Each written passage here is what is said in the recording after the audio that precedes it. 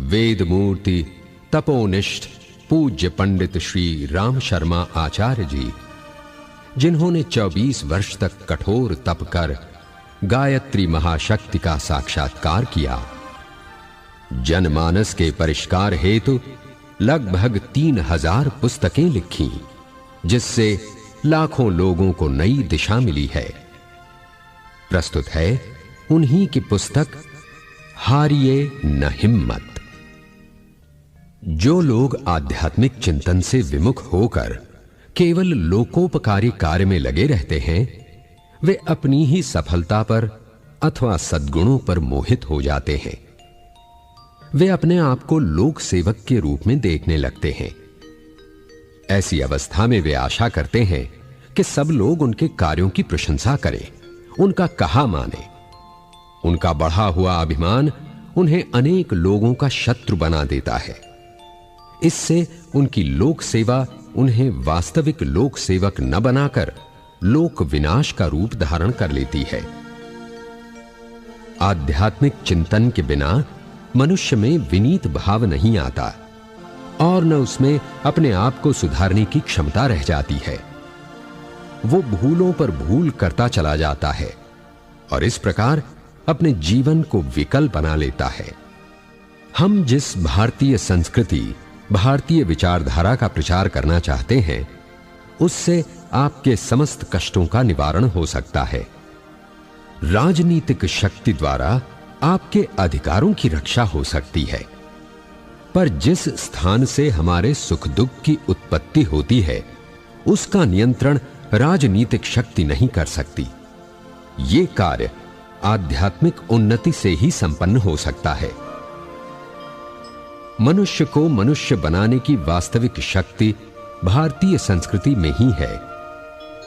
ये संस्कृति हमें सिखाती है कि मनुष्य मनुष्य से प्रेम करने को पैदा हुआ है, लड़ने मरने को नहीं। अगर हमारे सभी कार्यक्रम ठीक ढंग से चलते रहे तो भारतीय संस्कृति का सूर्योदय अवश्य होगा। यदि तुम शांति, सामर्थ्य और शक्ति चाहते हो तो अपनी अंतरात्मा का सहारा पकड़ो। तुम सारे संसार को धोखा दे सकते हो, किंतु अपनी आत्मा को कौन धोखा दे सका है? यदि प्रत्येक कार्य में आप अंतरात्मा की सम्मति प्राप्त कर लिया करेंगे तो विवेक पथ नष्ट न होगा। दुनिया भर का विरोध करने पर भी यदि आप अपनी अंतरात्मा का पालन कर सकें तो कोई आपको सफलता प्राप्त करने से नहीं रोक सकता। जब कोई मनुष्य अपने आप को अद्वितीय व्यक्ति समझने लगता है और अपने आप को चरित्र में सबसे श्रेष्ठ मानने लगता है, तब उसका आध्यात्मिक पतन होता है। मन में सबके लिए सद्भावनाएं रखना, संयम पूर्ण सच्चरित्रता के साथ समय व्यतीत करना, दूसरों की भलाई बन सके उसके लिए प्रयत्नशील रहना, वाणी को केवल सत्प्रयोजनों के लिए ही बोलना, न्यायपूर्ण कमाई पर ही गुजारा करना, भगवान का स्मरण करते रहना, अपने कर्तव्य पर आरूढ़ रहना, अनुकूल प्रतिकूल परिस्थितियों में विचलित न होना, यही नियम है जिनका पालन करने से जीवन यज्ञमय बन जाता है। मनुष्य जीवन को सफल बना लेना ही सच्ची दूरदर्शिता और बुद्धिमत्ता है। जब तक हम में अहंकार की भावना रहेगी, तब तक त्याग की भावना का उदय होना कठिन है। उठो, जागो, रुको मत, जब तक के लक्ष्य प्राप्त न हो जाए। कोई दूसरा हमारे प्रति बुराई करे या निंदा करे, उद्वेगजनक बात कहे, तो उसको सहज करने और उसे उत्तर न देने से बैर आगे नहीं बढ़ता। अपने ही मन में कह लेना चाहिए कि इसका सबसे अच्छा उत्तर है मौन। जो अपने कर्तव्य कार्य में जुटा रहता है और दूसरों के अवगुणों की खोज में नहीं रहता, उसे आंतरिक प्रसन्नता रहती है। जीवन में उतार चढ़ाव आते ही रहते हैं। हंसते रहो, मुस्कुराते रहो। ऐसा मुख किस काम का जो हंसे नहीं, मुस्कुराए नहीं। जो व्यक्ति अपनी मानसिक शक्ति स्थिर रखना चाहते हैं, उनको दूसरों की आलोचनाओं से चिढ़ना नहीं चाहिए।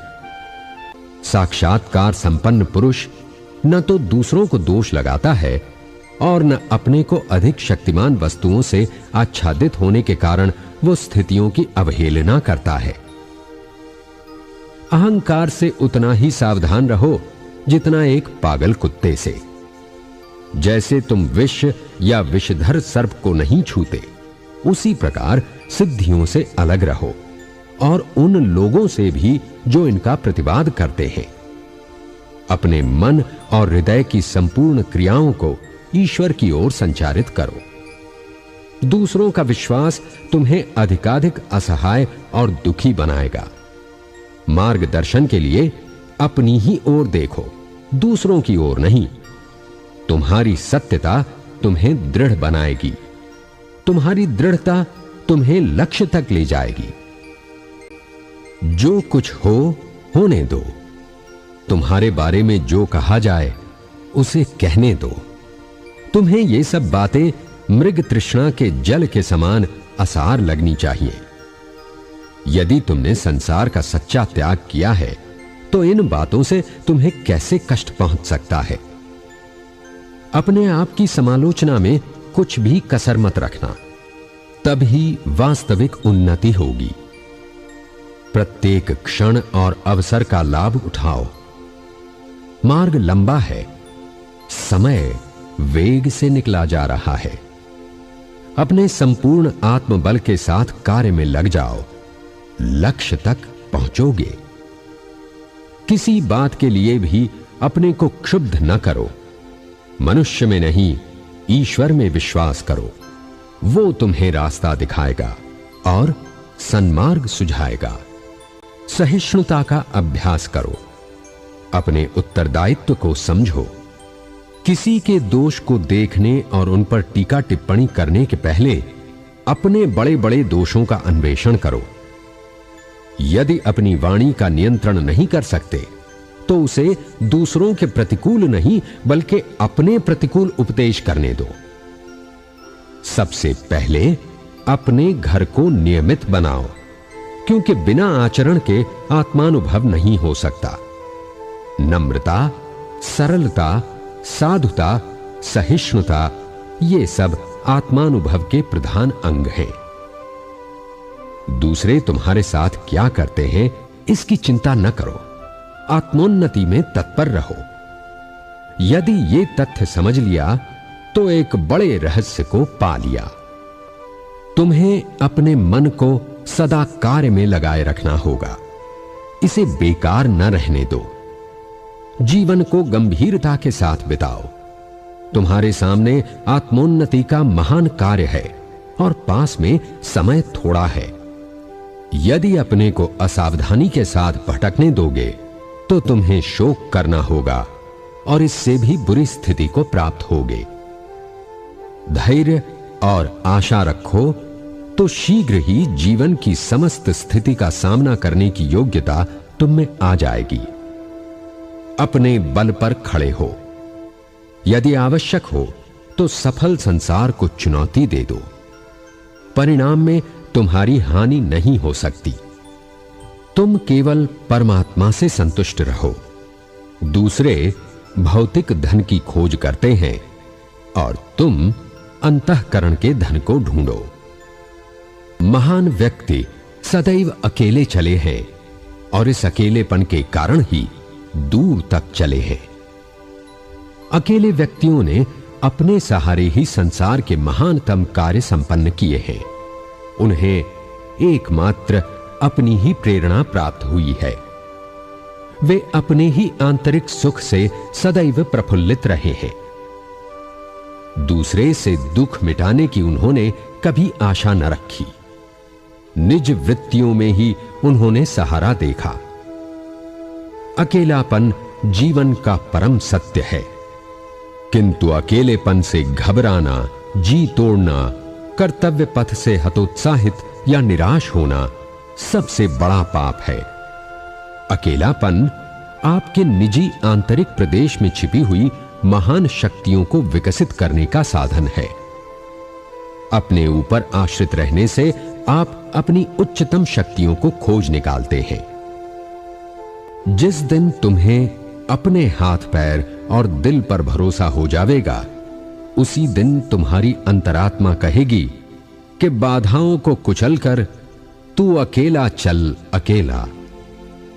जिन व्यक्तियों पर तुमने आशा के विशाल महल बना रखे हैं, वे कल्पना के व्योम में विहार करने के समान हैं, अस्थिर, सारहीन, खोखले हैं। अपनी आशा को दूसरों में संश्लिष्ट कर देना, स्वयं अपनी मौलिकता का ह्रास कर अपने साहस को पंगु कर देना है। जो व्यक्ति दूसरों की सहायता पर जीवन यात्रा करता है, वो शीघ्र अकेला रह जाता है। दूसरों को अपने जीवन का संचालक बना देना ऐसा ही है जैसा अपनी नौका को ऐसे प्रवाह में डाल देना जिसके अंत का आपको कोई ज्ञान नहीं। प्रेम ही एक ऐसी महान शक्ति है जो प्रत्येक दिशा में जीवन को आगे बढ़ाने में सहायक होती है। बिना प्रेम के किसी के विचारों में परिवर्तन नहीं लाया जा सकता। विचार तर्क वितर्क की सृष्टि नहीं है। विचारणा तथा विश्वास बहुकाल के सत्संग से बनते हैं। अधिक समय की संगति का ही परिणाम प्रेम है। इसलिए विचार धारणा अथवा विश्वास प्रेम का विषय है। यदि हम दूसरों पर विजय प्राप्त करके उनको अपनी विचारधारा में बहाना चाहते हैं, उनके दृष्टिकोण को बदलकर अपनी बात मनवाना चाहते हैं, तो प्रेम का सहारा लेना चाहिए। तर्क और बुद्धि हमें आगे नहीं बढ़ा सकते हैं। विश्वास रखिए कि आपकी प्रेम और सहानुभूतिपूर्ण सभी बातों को सुनने के लिए दुनिया विवश होगी। हम दूसरों को बरबस अपनी तरह विश्वास, मत, स्वभाव एवं नियमों के अनुसार कार्य करने और जीवन व्यतीत करने के लिए बाध्य करते हैं। दूसरों को बरबस सुधार डालने, अपने विचार या दृष्टिकोण को जबरदस्ती थोपने से न सुधार होता है, न आपका ही मन प्रसन्न होता है। यदि हम अमुक व्यक्ति को दबाए रखेंगे तो अवश्य परोक्ष रूप से हमारी उन्नति हो जाएगी। अमुक व्यक्ति हमारी उन्नति में बाधक है, अमुक हमारी चुगली करता है, दोष निकालता है, मानहानि करता है। अतः हमें अपनी उन्नति न देखकर पहले अपने प्रतिपक्षी को रोके रखना चाहिए। ऐसा सोचना और दूसरों को अपनी असफलताओं का कारण मानना भ्रम मूलक है। जब मन में पुरानी दुखद स्मृतियां सजग हों, तो उन्हें भुला देने में ही श्रेष्ठता है। अप्रिय बातों को भुलाना आवश्यक है। भुलाना उतना ही जरूरी है जितना अच्छी बात का स्मरण करना।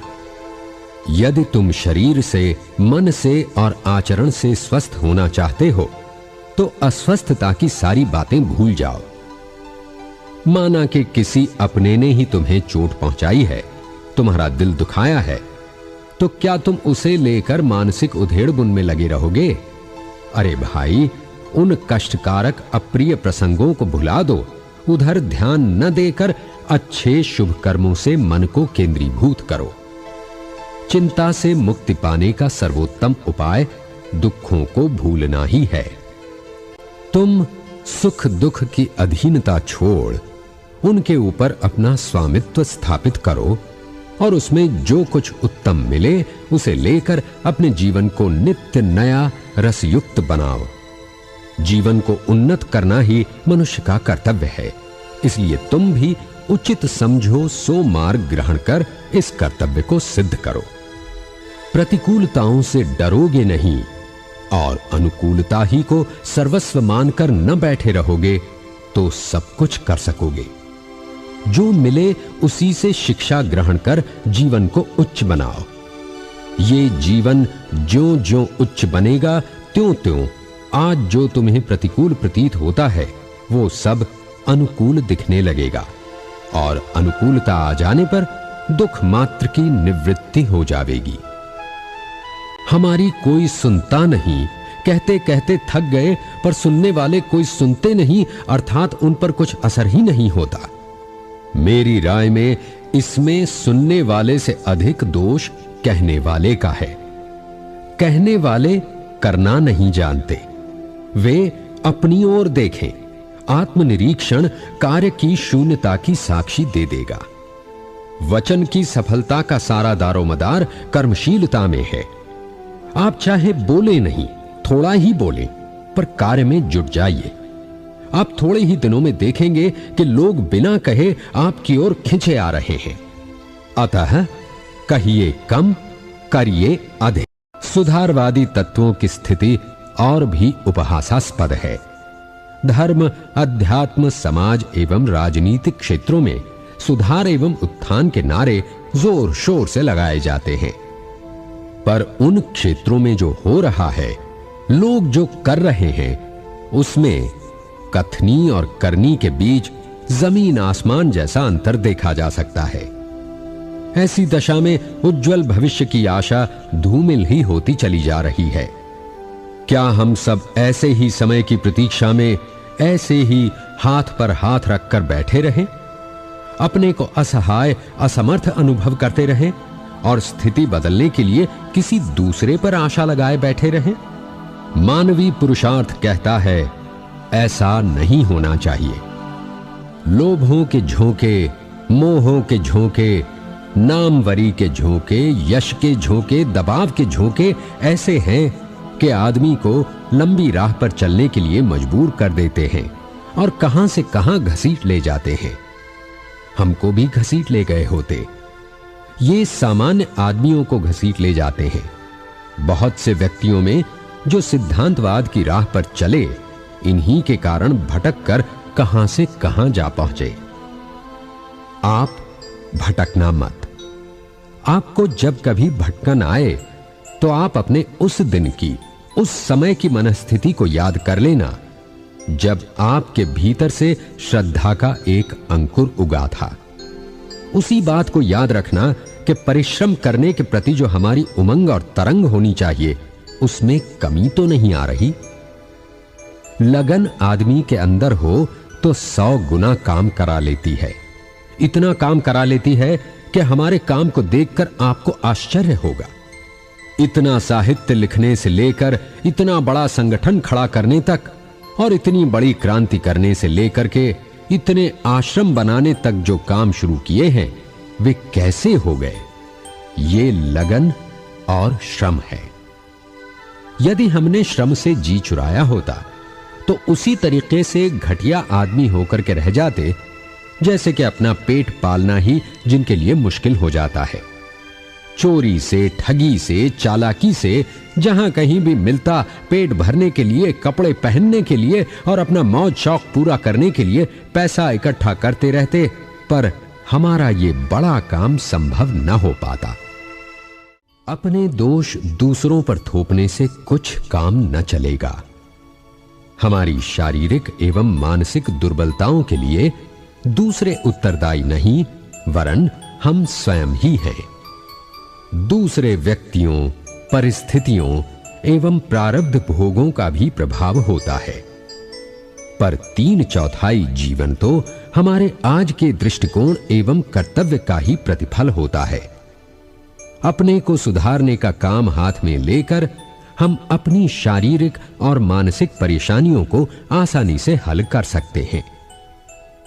प्रभाव उनका नहीं पड़ता जो बकवास तो बहुत करते हैं पर स्वयं उस ढांचे में ढलते नहीं। जिन्होंने चिंतन और चरित्र का समन्वय अपने जीवन क्रम में किया है, उनकी सेवा साधना सदा फलती फूलती रहती है।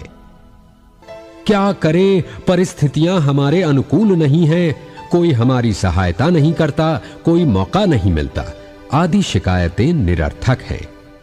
अपने दोषों को दूसरों पर थोपने के लिए इस प्रकार की बातें अपनी दिल जमाई के लिए कही जाती हैं। लोग कभी प्रारब्ध को मानते हैं, कभी देवी देवताओं के सामने नाक रगड़ते हैं। इस सब का कारण है अपने ऊपर विश्वास का न होना। दूसरों को सुखी देखकर हम परमात्मा के न्याय पर उंगली उठाने लगते हैं, पर यह नहीं देखते कि जिस परिश्रम से इन सुखी लोगों ने अपने काम पूरे किए हैं, क्या वो हमारे अंदर है? ईश्वर किसी के साथ पक्षपात नहीं करता। उसने वो आत्मशक्ति सबको मुक्त हाथों से प्रदान की है जिसके आधार पर उन्नति की जा सके। जब निराशा और असफलता को अपने चारों ओर मंडराते देखो तो समझो कि तुम्हारा चित्त स्थिर नहीं, तुम अपने ऊपर विश्वास नहीं करते। वर्तमान दशा से छुटकारा नहीं हो सकता जब तक कि तुम अपने पुराने सड़े गले विचारों को बदल न डालो। जब तक यह विश्वास न हो जाए कि तुम अपने अनुकूल चाहे जैसी अवस्था निर्माण कर सकते हो, तब तक तुम्हारे पैर उन्नति की ओर बढ़ नहीं सकते। अगर आगे भी न संभलोगे तो हो सकता है कि दिव्य तेज किसी दिन बिल्कुल ही क्षीण हो जाए। यदि तुम अपनी वर्तमान अप्रिय अवस्था से छुटकारा पाना चाहते हो तो अपनी मानसिक निर्बलता को दूर भगाओ, अपने अंदर आत्मविश्वास जागृत करो। इस बात का शोक मत करो कि मुझे बार बार असफल होना पड़ता है। परवाह मत करो क्योंकि समय अनंत है। बार बार प्रयत्न करो और आगे की ओर कदम बढ़ाओ। निरंतर कर्तव्य करते रहो। आज नहीं तो कल तुम सफल होकर रहोगे। सहायता के लिए दूसरों के सामने मत गिड़गिड़ाओ, क्योंकि यथार्थ में किसी में भी इतनी शक्ति नहीं है जो तुम्हारी सहायता कर सके। किसी कष्ट के लिए दूसरों पर दोषारोपण मत करो, क्योंकि यथार्थ में कोई भी तुम्हें दुख नहीं पहुंचा सकता। तुम स्वयं ही अपने मित्र हो और स्वयं ही अपने शत्रु हो। जो कुछ भली बुरी स्थितियां सामने हैं वो तुम्हारी ही पैदा की हुई हैं। अपना दृष्टिकोण बदल दोगे तो दूसरे ही क्षण ये भय के भूत अंतरिक्ष में तिरोहित हो जाएंगे। आपके विषय में, आपकी योजनाओं के विषय में, आपके उद्देश्यों के विषय में अन्य लोग जो कुछ विचार करते हैं उस पर अधिक ध्यान देने की आवश्यकता नहीं है। अगर वे आपको कल्पनाओं के पीछे दौड़ने वाला, उन्मुक्त अथवा स्वप्न देखने वाला कहें तो उसकी परवाह मत करो। तुम अपने व्यक्तित्व पर श्रद्धा बनाए रहो। किसी मनुष्य के कहने से, किसी आपत्ति के आने से अपने आत्मविश्वास को डगमगाने मत दो। आत्मश्रद्धा को कायम रखोगे और आगे बढ़ते रहोगे तो जल्दी या देर में संसार आपको रास्ता देगा ही। आगे भी प्रगति के प्रयास तो जारी रखे ही जाएं, पर वो सब खिलाड़ी भावना से ही किया जाए। समझदारी और विचारशीलता का तकाजा है कि संसार चक्र के बदलते क्रम के अनुरूप अपनी मनस्थिति को तैयार रखा जाए। लाभ, सुख, सफलता, प्रगति, वैभव आदि मिलने पर अहंकार से ऐंठने की जरूरत नहीं है। कहा नहीं जा सकता कि वो स्थिति कब तक रहेगी। ऐसी दशा में रोने, झींकने, खींचने, निराश होने में शक्ति नष्ट करना व्यर्थ है। परिवर्तन के अनुरूप अपने को ढालने में, विपन्नता को सुधारने में, सोचने, हल निकालने और तालमेल बिठाने में मस्तिष्क को लगाया जाए तो ये प्रयत्न रोने और सिर धुनने की अपेक्षा कहीं अधिक श्रेयस्कर होगा। बुद्धिमानी इसी में है कि जो उपलब्ध है उसका आनंद लिया जाए और संतोष भरा संतुलन बनाए रखा जाए। एक साथ बहुत सारे काम निपटाने के चक्कर में मनोयोग से कोई कार्य पूरा नहीं हो पाता। आधा अधूरा कार्य छोड़कर मन दूसरे कार्यों की ओर दौड़ने लगता है। यहीं से श्रम, समय की बर्बादी प्रारंभ होती है तथा मन में खीज उत्पन्न होती है।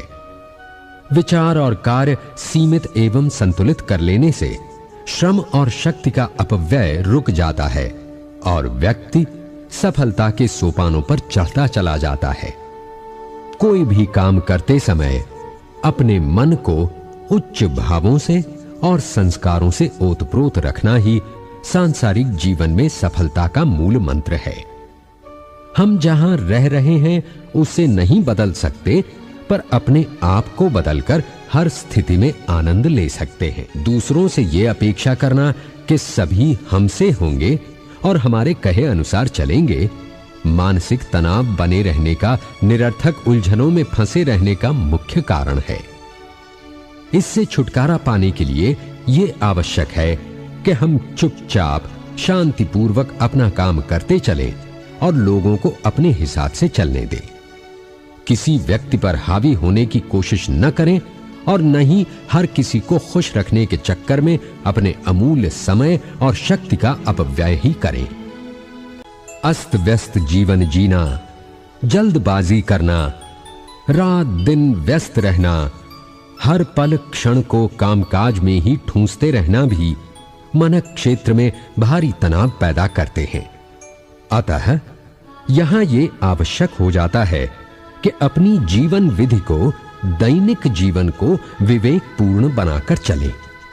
ईमानदारी, संयमशीलता, सज्जनता, नियमितता, सुव्यवस्था से भरा पूरा हल्का फुल्का जीवन जीने से ही मनःशक्ति का सदुपयोग होता है और ईश्वर प्रदत्त क्षमता से समुचित लाभ उठा सकने का सुयोग बनता है। कर्तव्य के पालन का आनंद लूटो और विघ्नों से बिना डरे जूझते रहो। यही है धर्म का सार तत्व। संसार के सारे महापुरुष प्रारंभ में साधारण श्रेणी, योग्यता, क्षमताओं के व्यक्ति रहे हैं। इतना होने पर भी उन्होंने अपने प्रति दृष्टिकोणहीन नहीं बनने दिया और निराशा को पास नहीं फटकने दिया। आत्मविश्वास एवं अविरल अध्यवसाय के बल पर वे कदम कदम पर आगे बढ़ते ही गए।